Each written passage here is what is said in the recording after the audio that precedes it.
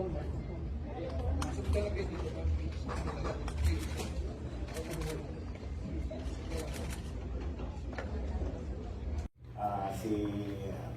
Timor-Leste President Jose Ramos Horta, that they finally decided to turn over to us the person of Congressman Tevez because they believe that Congressman Tevez has been staying in their country for 2 years now undocumented.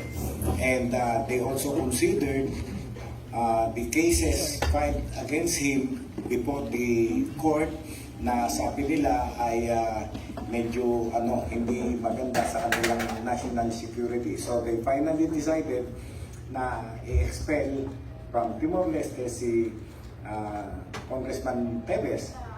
With that letter decision of the Timor-Leste government, the Secretary of Justice immediately formed a team consisting of Yusek Eddie Cruz of the DOJ, yours truly, at DI.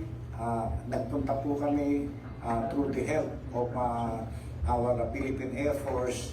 Punta po kami agad sa Timor-Leste and coordinated on the return of Sir Tevez. Ganun po.